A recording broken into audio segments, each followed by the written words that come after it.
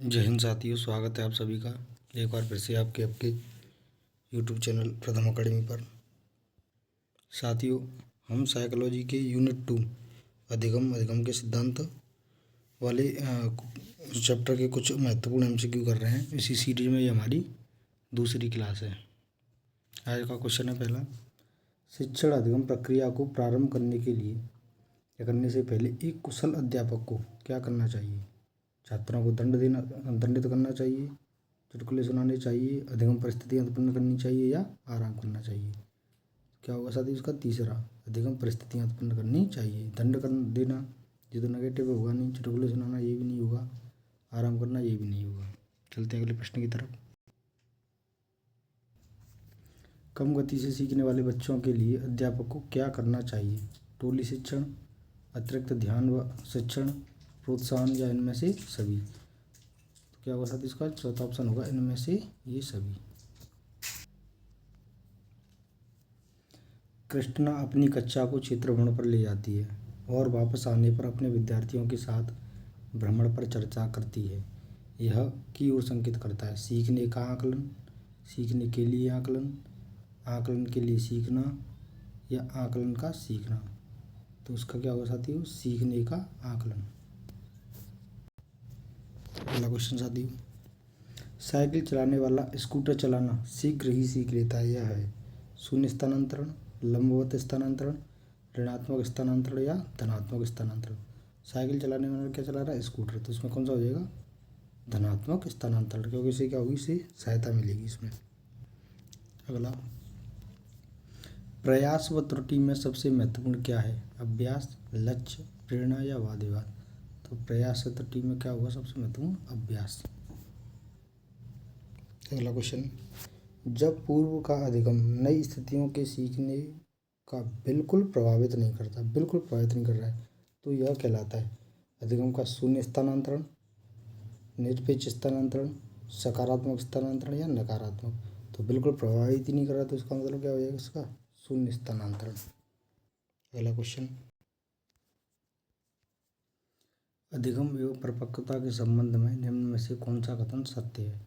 यदि मानव विकास केवल परिपक्वता से होता तो मनुष्य केवल निम्नतम तक ही सीमित रह जाता।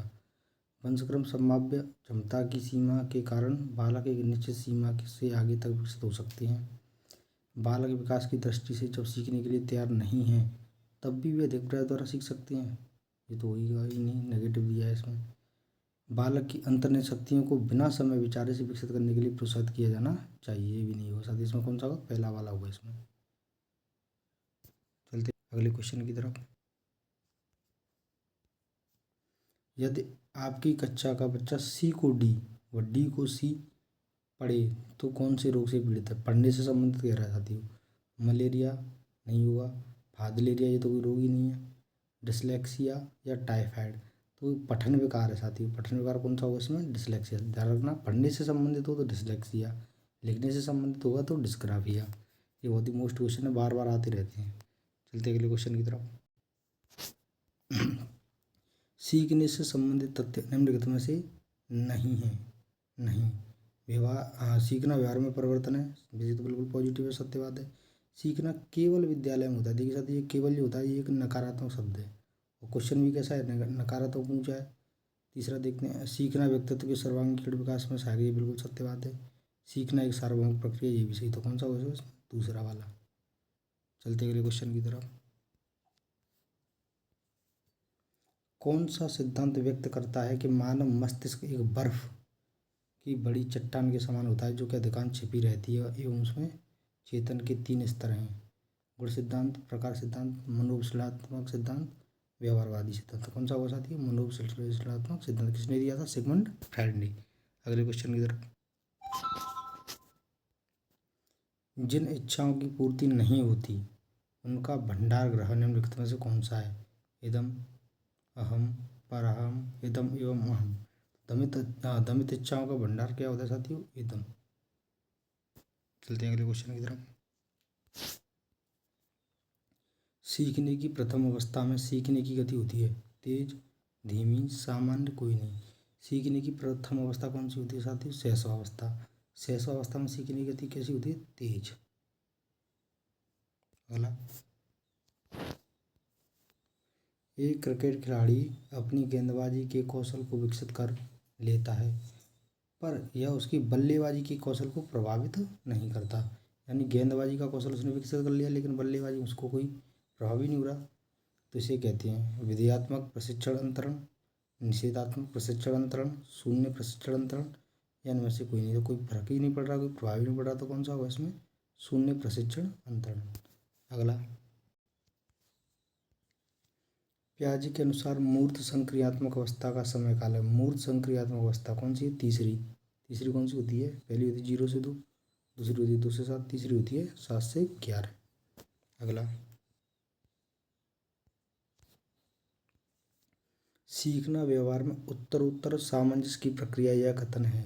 ये किसका कथन है साथी? देखो ये बहुत ही महत्वपूर्ण कथन है, और इसमें क्या है, आपको कुछ कीवर्ड याद रखने हैं। जैसे इसमें क्या रहा है? उत्तरोत्तर।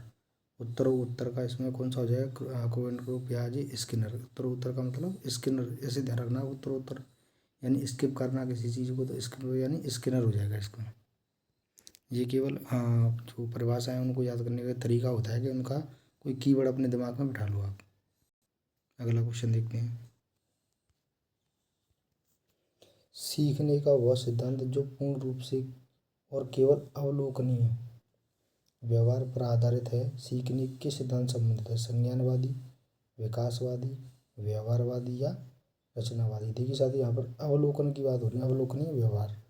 तो व्यवहार इसमें दिया हुआ है, अवलोकनीय व्यवहार यानी व्यवहारवादी हो जाएगा। इसका कौन सा हो जाएगा? व्यवहारवादी। अगला देखिए, निम्नलिखित में से कौन सा विशिष्ट अधिगम विकलांगता, अधिगम विकलांगता का उदाहरण है? मानसिक मंदता, dyslexia, attention deficit hyper disorder या ऑटिज्म। तो अधिगम विकलांगता की बात कर रहा है साथी, इसका कौन सा है? डिसलेक्सिया। अगला, व्यवहारवादी विचारक हैं वाटसन, कॉलर, पियाजे, ब्रूनर। व्यवहारवादी कौन है इनमें से? वाटसन। अगला क्वेश्चन, बच्चों के संज्ञानात्मक विकास को सबसे अच्छी तरीके से कहाँ परिभाषित किया जा सकता है? खेल के मैदान में, विद्यालय एवं कक्षा में, ऑडिटोरियम में या गृह में। देखिए साथी, इसमें आपको कन्फ्यूजन होगी। खेल के मैदान में करेंगे बहुत से साथी हमारे, लेकिन इसमें क्या दिया है? देखिए, बच्चे के संज्ञानात्मक विकास की बात कर रहा है, तो बच्चे का संज्ञानात्मक विकास तो विद्यालय और कक्षा में ही क्या होगा? अच्छी तरीके से परिभाषित हो सकता है। इसका सही जवाब कैंसिल हो जाएगा, दूसरा वाला। अगला क्वेश्चन,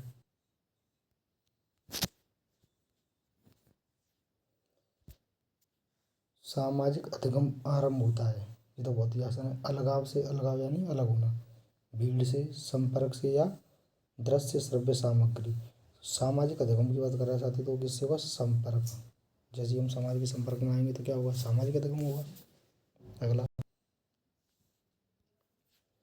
क्रिया प्रसूत अनुबंधन के सिद्धांत का शिक्षकों के लिए निम्नलिखित में से निहित अर्थ है। विद्यार्थी को पर्याप्त अभ्यास करवाना चाहिए, उचित व्यवहार का पुनर्वर्णन किया जाना चाहिए, प्रवृत्ति को रोचक बनाएं, अभ्यर्थी को बार बार प्रयत्न करने हैं। क्रिया प्रसूत सिद्धांत की बात कर रहा है साथी इसमें।